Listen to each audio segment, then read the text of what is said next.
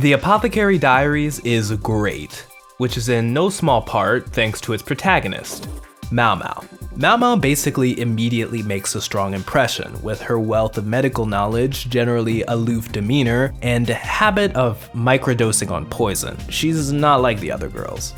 She's different, but really, while these personality traits may be a unique combination, they're still surface level, and it quickly becomes clear that there's more to Maomao than just some eccentric hobbies. Each episode, both she and the world of the Apothecary Diaries just get more and more absorbing. And so I started to ask myself, why?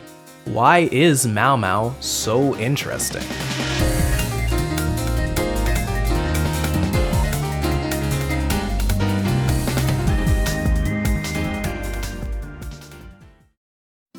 The Apothecary Diaries, or Kusuriya no Hitorigoto, is a mystery series set in a fictional country based on Imperial China. Originally a web novel written by Hyuga Natsu, it eventually began being published as a light novel and since has been adapted into both a manga and now an anime. It follows Maomao, an apothecary by trade who at the very start of the series is kidnapped and sold into servitude. She ends up working in the rear palace, or inner court if you're reading the manga, essentially a giant estate that houses the emperor's many concubines, existing for the purpose of creating as many heirs as possible. After warning one of the emperor's highest ranked consorts about the cause of her baby's deteriorating health, Maomao is promoted to being one of her personal maids. From here, she's drawn increasingly deeper into the secrets of the court, investigating case after case, whether under orders or out of her own curiosity. Maomao stands out initially because of her personality traits. She's unusual, both when compared to other characters in the series and to other female protagonists. While it may not be 100% unique, her particular blend of logical reasoning, bizarre idiosyncrasies, and empathy is something I feel like I haven't seen all that often. While the more rational side of her wants to go under the radar and avoid trouble, she also cares about the well-being of others and uses her knowledge to help them throughout the series. And all of this is only made better by the anime. I've been a fan of the Apothecary Diaries manga for years, so it was no surprise to me that the show was good. What was a surprise was how effectively Yuki Aoi's vocal performance for Maomao distills the essence of the character. I'm not huge into voice actors, and I usually can only remember that she voiced Hibiki from Symphogear and Madoka from Madoka.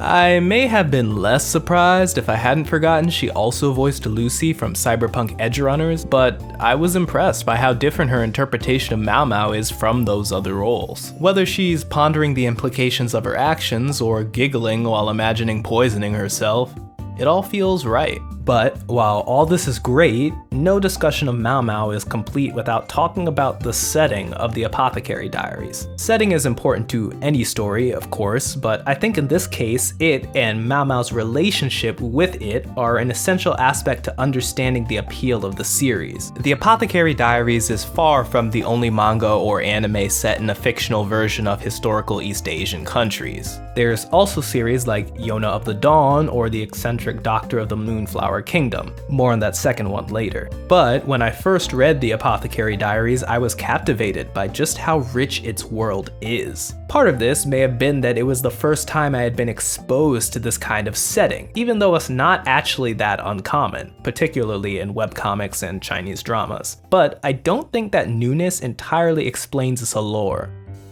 The Apothecary Diaries creates a natural feeling world by combining real medical truth and Chinese history with fictional elements. The country where it's set is ruled by a hereditary line of emperors who each have a harem of concubines gathered from far and wide, just like China. This particular incarnation of that system, with 4 high-ranked consorts outside of the empress, seems most similar to the Tang dynasty, according to Wikipedia. The use of lead whitening powder for cosmetic purposes, which also appears in the series, dates as far back as the 8th century BC. But not every element that appears here is factual. For example, aphrodisiacs?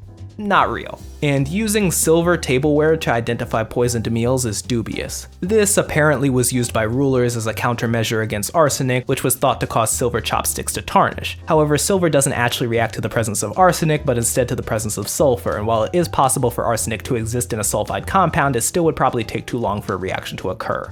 Anyway, the point is, using a loosely historical setting allows for Hyuga to craft a complex stage, not bound by the constraints of real history. She can manufacture political climates, create nations, and make up poisons as she pleases to serve the story and build a well-realized world. This is, again, enhanced even further in the anime adaptation, which improves on the visuals all around, but especially helps define a stronger sense of place through the architecture and environments in the backgrounds, which appear to be at least partially CGI, but I think look pretty great actually. So, how does all of this relate back to Maomao? Well, of course, like any character, she's in part shaped by her environment. But in Maomao's case, her viewpoint of this environment is fundamentally important to how it is portrayed to us. At its core, the most focal themes of the Apothecary Diaries are class and status, and while we see these ideas applied to all the characters in the show, it especially focuses on the woman in this society. Maomao is poor and a commoner, and so she has very little control over her own life. Her vast amount of knowledge is the only real advantage she has because it makes her useful to the more powerful people around her. Poison was not only an extremely common method of assassination in China, but was also a large part of traditional Chinese medicine. So, being an apothecary, this makes Maomao's obsession with it understandable, and leaves her especially qualified to explain the many incidents that occur in the rear palace. These cases are not simple whodunits. Everyone Maomao is involved in exists to reveal another layer behind the struggles of the characters. The series barely even bothers to bury the lead about who the culprit of a crime is at all. What's more important is how and why they did it. How allows for fun scenes of Maomao uncovering the secrets below the surface of these mysteries, while also deepening our understanding of the knowledge that exists in this world. And why helps us see into these characters' thoughts and feelings, giving us more insight into Maomao herself through her reactions to these reasons. This series loves to live in gray areas. There are good things to be found in bad situations, and there are understandable motivations behind every heinous crime. Maomao is essential to how these events are portrayed, since she serves as the point of view through which we see nearly all of it. She is constantly observing her environment and those around her, processing various sides of their situation. She may have been kidnapped and sold unlawfully to work in the rear palace, but many others who work there were sold by their own families. While the selling of human beings may be fundamentally unethical, in this context, many maids actually have a better life in the palace, where they're fed, clothed, and paid than they did in the villages they came from. And while it makes sense to blame the emperor for the injustices that happen in the society he rules, he's portrayed in a fairly neutral light. In fact, things are better since he came into control. The country is doing well. He even outlawed slavery. But he also has many concubines who he can treat coldly and are at the mercy of his whims. Yes, they have status and live in luxury, but while some of them are happy to bear the emperor's children, others would rather escape the role that has been pushed onto them. Maomao's forced to confront all of this, and she does it in her typical level-headed fashion. She's very much a realist. She knows she doesn't really have the ability to improve society. She's just trying to make it through unscathed. And in the process, she has to make decisions about how to handle any investigation she has been tasked. Sometimes this means doing something reckless and stepping outside her normal demeanor in order to protect someone else's well-being. Sometimes this means deciding whether to actually reveal the truth when she knows someone else will get punished, likely without the circumstances behind their actions being taken into account. It's this way that Maomao engages with everything around her that gives her, and by extension, the entire series a sense of depth. I think a good way to add some more insight into what makes this series work, though, is actually by examining a similar one. The formerly mentioned Eccentric Doctor of the Moonflower Kingdom is a story set in a fictional country based on Imperial China starring a teenage doctor named Koyo. Koyo is a medical genius, and after saving one of his servants from a lethal wound, the prince of the country takes an interest in her, bringing her to the capital to use her abilities for his own gain. There are a lot of parallels between the Apothecary Diaries and this series. The setting, the focus on medical elements, and on paper, many aspects of the protagonists, to the point that Koyo even has an unusual obsession that she can't resist getting excited about. Though rather than poison and herbs, it's muscles. Koyo and Maomao are actually very different in important ways though. Koyo is made out to be more capable than Maomao, somehow. She has a photographic memory and performs surgeries successfully on the first try. But unlike Maomao, who is logical but also cares about others, Koyo is characterized as an airhead whose fatal flaw is her lack of empathy. She just wants to perform medical procedures and doesn't seem to have much regard for the actual patient.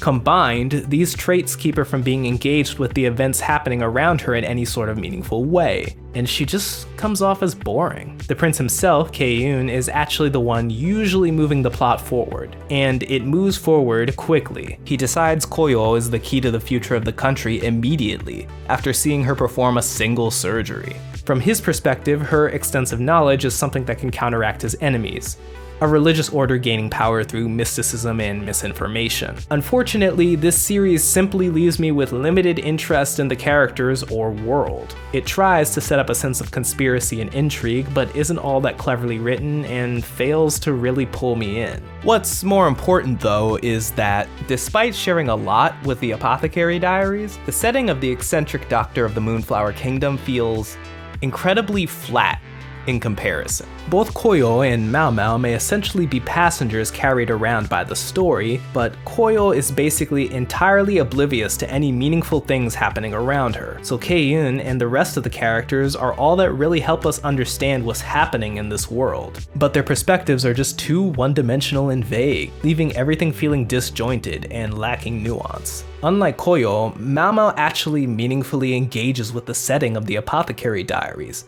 and it's her perspective that pulls together the series and makes it work. Maomao treads carefully, avoiding attention and considering her position as a commoner in all situations, but she is willing to step out of that comfort zone if there is a reason to, often when someone's life or well-being is at stake. And because she contemplates the feelings and motivations of others, even if she doesn't fully understand them, we get to see different sides of the many walks of life that surround her. We understand how women are taught to value marriage and devote themselves to their husbands, but also how they don't always have a choice in who they marry. We understand how little the lives of maids are valued in comparison to consorts, nobles, or anyone else with status. We understand that some courtesans may be coveted and highly regarded, but that others have to sell their bodies constantly just to get by. We understand how consorts may live a life of luxury, but are also political tools married off for others to benefit, and are subjects to the whims of the emperor. And we get to see how these things affect the characters, externally and internally, sometimes driving them to do awful things. This world is complex. There are different sides to every situation, and the push and pull of characters playing into and fighting against the state of this society makes it fascinating. Maomao is trying to navigate a system that is unfair, sometimes even cruel, and it's the strong synergy between Maomao and her environment that makes her stand out as such an excellent character. Her future is always in flux, with others trying to push her in different directions. But while it isn't clear where Maomao will end up, her journey there will only give more insight into the intricacies of the world of the Apothecary Diaries, and I am definitely here for it.